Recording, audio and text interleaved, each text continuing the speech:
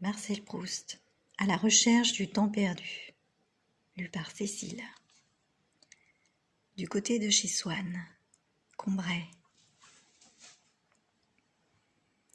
Mais à l'instant même où la gorgée mêlée des miettes du gâteau toucha mon palais, je tressaillis, attentif à ce qui se passait d'extraordinaire en moi.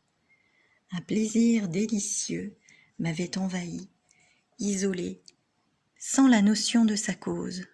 Il m'avait aussitôt rendu les vicissitudes de la vie indifférentes, ses désastres inoffensifs, sa brièveté illusoire, de la même façon qu'opère l'amour en me remplissant d'une essence précieuse.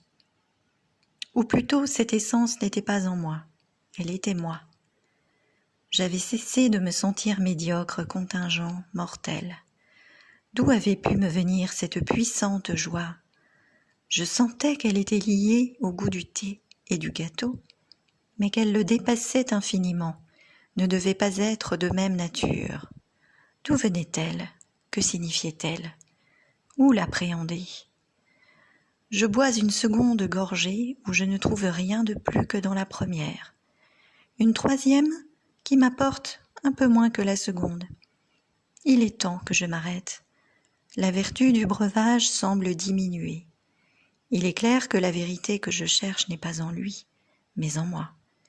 Il y a éveillé, mais ne la connaît pas, et ne peut que répéter indéfiniment, avec de moins en moins de force, ce même témoignage que je ne sais pas interpréter, et que je veux au moins pouvoir lui redemander et retrouver intact à ma disposition tout à l'heure, pour un éclaircissement décisif.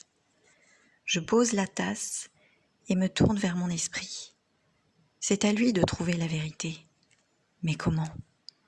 Grave incertitude, toutes les fois que l'esprit se sent dépassé par lui-même. Quand lui, le chercheur, est tout ensemble le pays obscur où il doit chercher et où tout son bagage ne lui sert de rien. Chercher ? Pas seulement. Créer.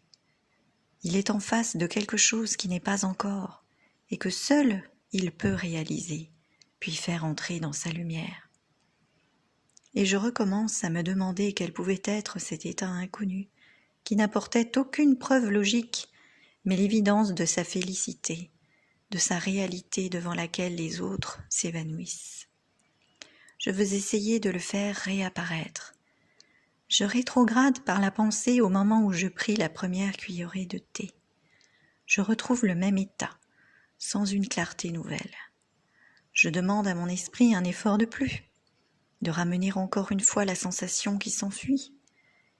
Et pour que rien ne brise l'élan dont il va tâcher de la ressaisir, j'écarte tout obstacle, toute idée étrangère. J'abrite mes oreilles et mon attention contre les bruits de la chambre voisine. Mais sentant mon esprit qui se fatigue sans réussir, je le force au contraire à prendre cette distraction que je lui refusais, à penser à autre chose, à se refaire avant une tentative suprême. Puis une deuxième fois, je fais le vide devant lui. Je remets en face de lui la saveur encore récente de cette première gorgée. Et je sens tressaillir en moi quelque chose qui se déplace, voudrait s'élever, quelque chose qu'on aurait désancré à une grande profondeur. Je ne sais ce que c'est, mais cela monte lentement. J'éprouve de la résistance et j'entends la rumeur des distances traversées. Certes, ce qui palpite ainsi au fond de moi, ce doit être l'image, le souvenir visuel qui, lié à cette saveur, tente de la suivre jusqu'à moi. Mais il se débat trop loin, trop confusément. À peine si je perçois le reflet neutre où se confond l'insaisissable tourbillon des couleurs remuées. Mais je ne peux distinguer la forme. Lui demander, comme au seul interprète possible, de me traduire le témoignage de sa contemporaine, de son inséparable compagne, la saveur. Lui demander de m'apprendre de quelles circonstances particulières, de quelle époque du passé il s'agit. Arrivera-t-il jusqu'à la surface de ma claire conscience, ce souvenir, l'instant ancien que l'attraction d'un instant identique est venue de si loin solliciter, émouvoir, soulever tout au fond de moi? Je ne sais.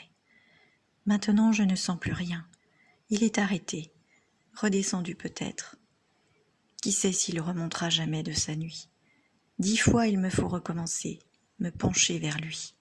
Et chaque fois la lâcheté qui nous détourne de toute tâche difficile, de toute œuvre importante, m'a conseillé de laisser cela, de boire mon thé en pensant simplement à mes ennuis d'aujourd'hui, à mes désirs de demain qui se laissent remâcher sans peine. Et tout d'un coup le souvenir m'est apparu. Ce goût, c'était celui du petit morceau de madeleine que le dimanche matin à Combray, parce que ce jour-là je ne sortais pas avant l'heure de la messe.